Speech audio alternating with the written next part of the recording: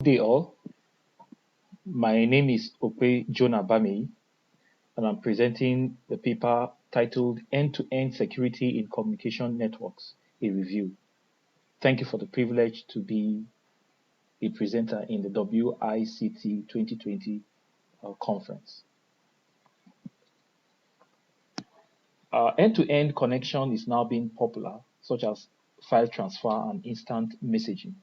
And these communication methods are being used by companies for remote control.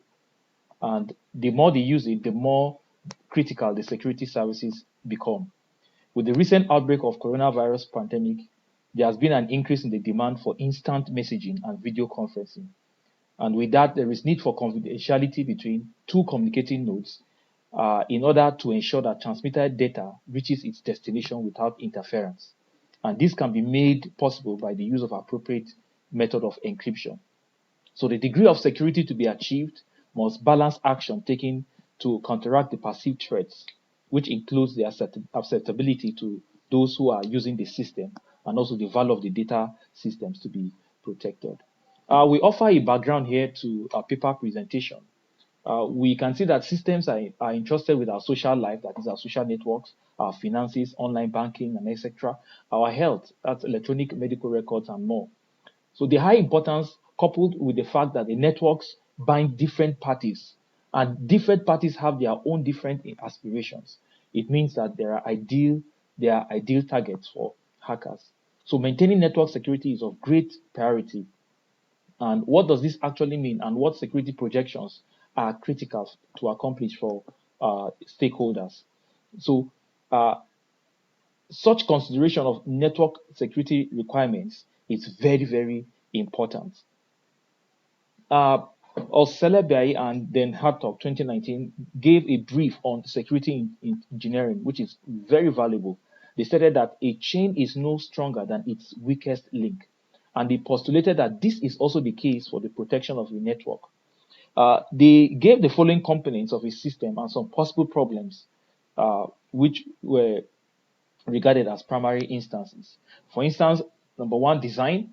There seems to be no likelihood of implementing security system if the design process does not meet the necessary safety goals or has the fundamental goals for which indicate security concerns. Software quality also is an important factor. When implementation is flawed, a perfect design is not helpful. So oftentimes, formal security concerns or problems are caused by buffer overflow weaknesses in program bugs. Security tool selection. It is also good to select your encryption well, and it is often advised that a homemade crypto is very, very good instead of using established standard algorithms. Then system usage. You see, most users do not use security features on their systems or even try and work around them because they believe that it impedes what they might be attempting to do. And this happens because they have different priorities. Trade-offs. There are trade-offs that are involved. A clear trade-off between security and accessibility, why a password must be remembered, reliability and expense. Also, there's a final trade-off between several safety features such as confidentiality and availability. So designers need to be prepared to address the question, which trade-offs are beneficial? For example, how much protection can we gain for the value we relinquish? We reviewed related literatures, and here we have authors, the title, and then their contribution to end-to-end security in communication networks. Findings based on this literature reviewed indicates that end-to-end security is carried out via end-to-end encryption and is mostly carried out on the relevant layers of the OSI model. Gleason and Medeb 2019 stated that encryption can generally be referred to as either end-to-end or link layer. It is a function of where it is deployed or redeployed. So it could be either at the end of each link of a communication route or over the entire path in the middle of the end systems. So identifying the various encryption frameworks with the respective OSI layer is useful. End-to-end encryption is also introduced on the layer 3 or beyond layer 3 of the OSI model. And they suggested that the moment encryption is used for the network and transport layers, end-to-end is applicable to IP address hosts and TCP connection port numbers. Here we have the various layer encryptions. You have the link layer encryption with the figure there. Uh, it has been obtainable for many years, and it is possible to use bulk encryptors to encrypt every traffic on it. The data packet is encrypted as they enter a node, and decryption is established as they leave a node. The application layer encryption, security measures used at this layer are application specific. End-to-end security in application layer encryption is offered at the application layer by encryption programs in systems configured as server and workstations or claims. Then you have the network layer encryption. Encryption in the network layer is typically implemented between specific source and destination nodes as identified by IP addresses. So this type of encryption can be deployed on parts of a network and not end to end. Within this scenario, the packets in the network layer are compressed inside IP packets. We also took a look at various companies or firms that provide end-to-end communication networks, like TeamViewer, Telegram, WhatsApp, and Zoom. For TeamViewer, they had these basic features: encrypting data and program, two-factor authentication, file transfer and invisible access protection for support sessions, and then trusted device challenge and confirmation process. Also, compulsory password reset once there is a suspicious action. Telegram also uses symmetric encryption scheme by the name MT Proto, and it has more than 100 million users on the go. It synchronizes linked devices and end-to-end encryption in private discussions for pair of networks. Uh, Nikolai Durov and a team of developers at Telegram were responsible for the build of MT Proto based on 256-bit AES encryption, the Diffie-Hellman key exchange, and 2048-bit RSA encryption. The new protocol is said to be safe, a safe substitute and meet the public. However, it is still in question and was not examined extensively by cryptographic experts who have had doubts and reasons to offer criticisms on it. WhatsApp. Uh, WhatsApp, prior to March 31st, 2016, were vulnerable to security breaches.